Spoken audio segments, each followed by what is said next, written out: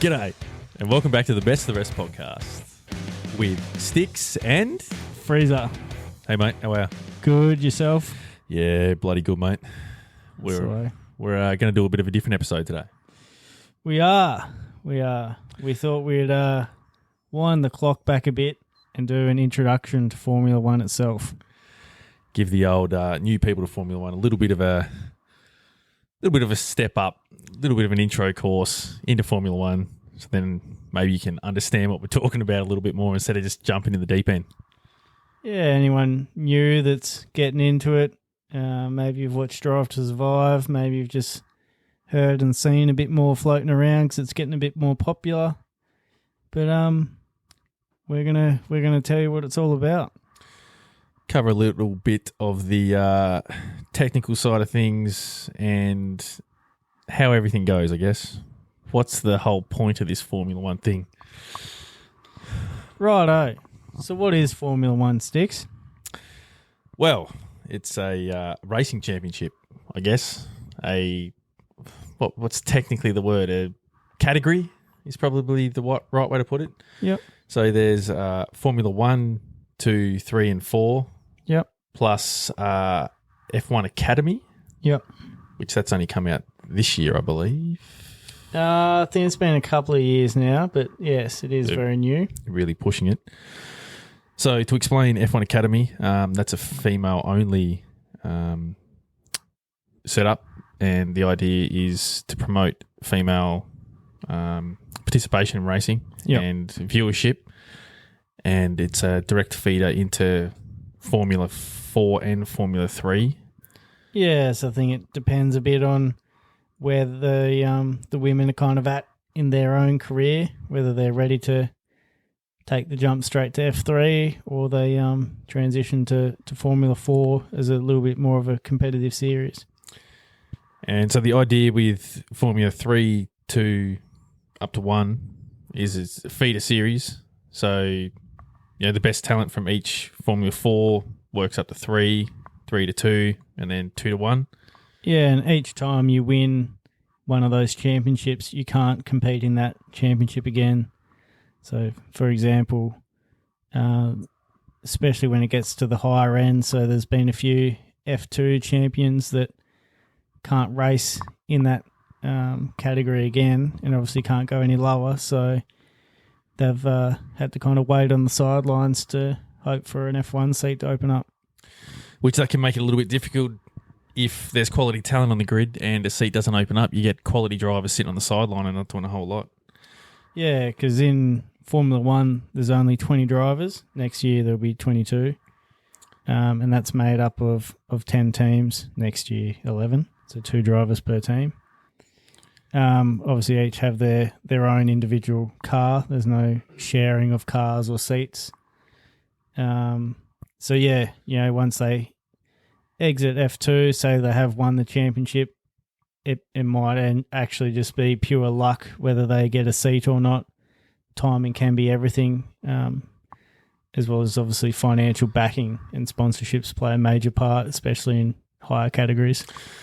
Yeah, definitely. And I guess just to set up for Formula 1, so you've got different categories in racing. So you can have spec series, which is what Formula 2, 3 and 4 are, which is where everyone races with the same car, basically to sort of identify the talent. Formula 1 is, I think it's referred to as a constructors category, meaning each team builds their own vehicle, but to within a strict set of guidelines. And these guidelines, they usually hang around for about 4-ish. Well, it depends, but yeah. So they've got 4 years onward. They got their regulations that they review every 4 years. So we've got one coming up, 2026. Next year is going to be a new set of regulations. So all the teams are busy trying to work out what they need to do to maximise this upcoming set of regulation changes. It might be predominantly on engine setups and new regulations around that, or it could be front wing or rear wing designs or whatever. It's all come up with by Formula One and I think the FIA as well. So the whole idea with that is the teams are fighting for a constructors title, and a constructors title is the fastest team for the year. You know, who scores the most points at the end of the season as a collective for the team. And there is also a drivers' championship, which is probably what most fans pay most attention to, and that's individual honours, which driver scores the most points and wins the title at the end of the season. So each race, there's only the top 10 score points, Freezer. Yeah, yep. So in a standard Grand Prix weekend, you'll have practice 1, 2, and 3, the qualifying, and then the main race. So in the qualifying, they have 3 qualifying sessions. So in Q1, which is the first session, every driver will go out on the track at some point trying to set the fastest time possible within, I think it's a 30-minute session. And the bottom 5 will be eliminated. So if you're not in the top 1 to 15, you'll be eliminated. They'll have a quick break, and then they get into Q2. Same thing again, bottom 5 in that session. So if you're 1 to 10, you're through. And then they'll do Q3, which is essentially like a top 10 shootout. Still each driver kind of on the track relatively at the same time. It's not a 1-by-1 type scenario, and still a time limit to be able to set your lap. And that all these 3 sessions combined sets the order of the grid for the main race, which, as Sticks mentioned, is only points available for the top 10 finishers. Yes. So then we get to the Sunday, which is race day. And top 10 score points. So first is 25 points, second 18, third 15, fourth's 12, then it's 10, 8, 6, 4, 2, and 1. Yep.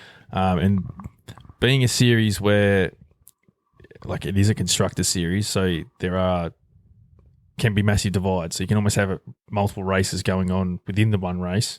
So for a team to finish 10th, that is a lower team, and score 1 point, that can mean the difference between pretty much making bugger all money from the prize pool at the end of the season to making 10, 20 extra $1 million. So that's what sort of brings this series alive, is there are so many results within the one race. Yes, you have the team or the driver that wins the race, but an 8th position can be as big as a win for some of these teams. Yeah, once you kind of start to understand where teams and drivers and stuff are, you get to see that, like Stick said, the 8th can almost be a bigger celebration than a win. So, yeah, it's just so many different battles going on throughout the grid that it's just fascinating, and that's what's really drawing us in. I guess the other componentry, Sticks, is strategies. Do you want to touch on that kind of side of it a bit?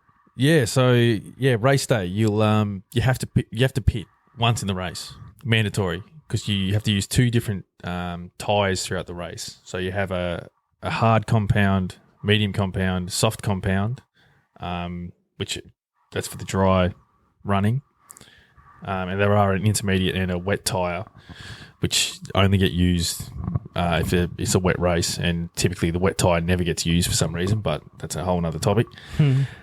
It's a strategy between what tyre do you start on, how long do you run, when do you box, which is coming into pit, and what tyres do you change to. So there are different compounds, so it's not like a hard tyre is the exact same compound throughout the season. So the FIA or Pirelli, I think they work in unison, try and set the compound for each race so that the tyres don't last too long, to sort of force teams to actually really think about it strategically. So you'll have different teams on different strategies to really spice the race up. So that makes it interesting as well. So you get a bunch of different strategies going on within the race, weather spices it up, and that can keep you on your toes, that's for sure. So I guess we need to touch on the FIA as well to sort of round this picture out. Do you want to touch on what they do, Fraser? Yeah, so the FIA is essentially a governing body for the motorsport. They don't just do Formula One; they've got a few other racing categories and disciplines that they cover, and they essentially create the rules and regulations for on track, but also to a degree off track. On track racing, but off track public figure. So there has been some, clap back against they don't like swearing in press conferences and have started trying to fine and penalise drivers for that. But yeah, more the on-track side of things. So rules that are broken, the penalties that apply, like it might be a 5-second time penalty, 10-second, 15. The things such as like contact with other drivers or track limits. Yeah. So depending on what their rule set is and the severity of the breach is how they'll kind of determine that. So they'll investigate that within the race. So they've got a team that are sitting there looking at all the screens, the data and everything and slowing things down and replaying and making sure they make the decision that's takes into consider safety, but also just fair racing, really. Yeah. They are a little bit controversial at times because everyone has a different opinion on incidents, but overall they do a reasonable job. Yeah, definitely not a job I'd like to do, I don't think. Anything else we need to touch on, Fraser? I guess just pointing out as well that it's a open wheel series, so it's, you've probably already seen by now because you're starting to get into it, but just that they can race so close side by side, and if they just scrub wheels slightly, it can either have major impacts. So like, just a touch of a wheel could literally send the cars off or get a puncture. So it's not quite like general car racing where they can kind of bash into each other a bit and almost use the other car to get around the corner. But yeah, you can't really get away with that without copping some serious consequences. Yeah, so it's got to be quite clean racing, which it's just so exciting. I guess the last thing I'd like to touch on is you sort of mentioned briefly before about the regulation changes. So as fans, regulation change is an exciting time because what can sort of happen, especially towards the end of a regulation period, is the pecking order will sort of somewhat settle itself out, so you won't get a whole lot of movement between teams year on year because the maximum that the teams can get out of the cars within the given guidelines is sort of reached. So you get a new regulation set up and it's sort of anything can happen. You can get a team that maybe down the bottom end that may come out of the blocks and have a great car and switch it up. So you may see different teams at the front, or different drivers may make moves to different teams to try and get ahead of the curve. It can really change the sport up big time, which, as fans, you get super hyped about. Yeah, no one really knows exactly what these regulation changes are going to do. Like, it might be that it's to do with engine modification and stuff, but that might have more of an effect on tyres than what you realise. So there's a big thing about trying to manage your tyres within the race so that you're trying to keep fresh tyres for the end, or do they try and push it a bit harder and try and build themselves a gap and hold someone off?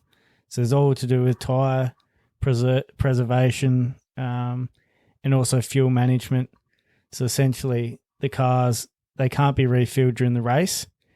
The only place that they can be filled is in the garage. So obviously they're not going to wheel their car back into the garage and try and put fuel in it because they're just going to lose so much time.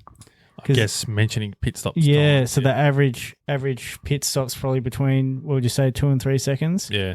So I think the fastest pit stop's been 1.8, or at least last year's. Maybe even if you said average was like, say, 3 seconds. So somewhere between 2 to 3. 2's quite a good pit stop, very good pit stop. 3's... probably just average. Yeah, average, maybe starting to get a little slower. 4 seconds is slow. And anything above that's just not good. So, yeah, essentially they're turning a car,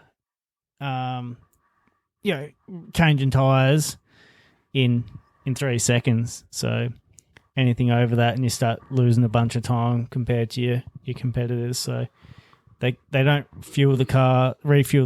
They only fuel it for, I think they generally go, because they all work it out off their practice sessions and long distance runs. I think they go for race distance plus 2 laps or something like that.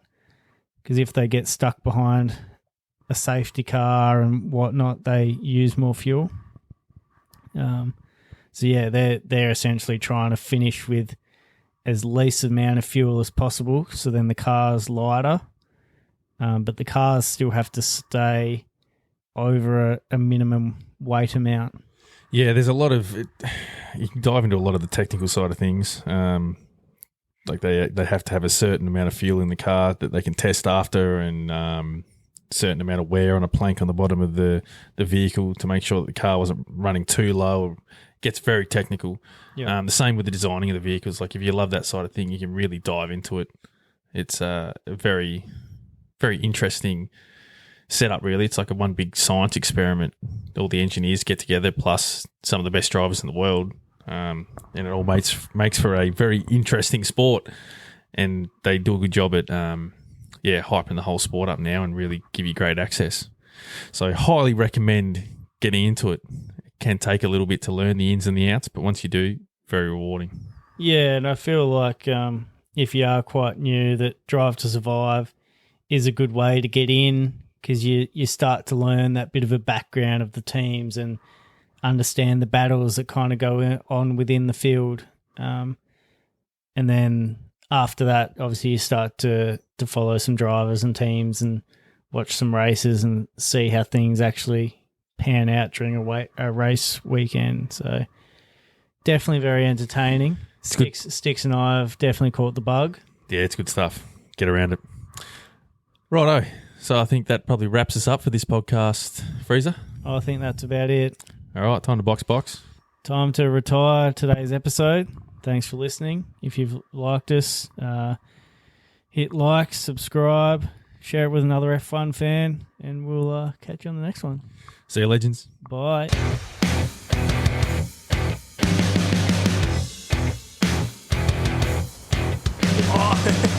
Look at this. This is not a dog. This is a piece of shit.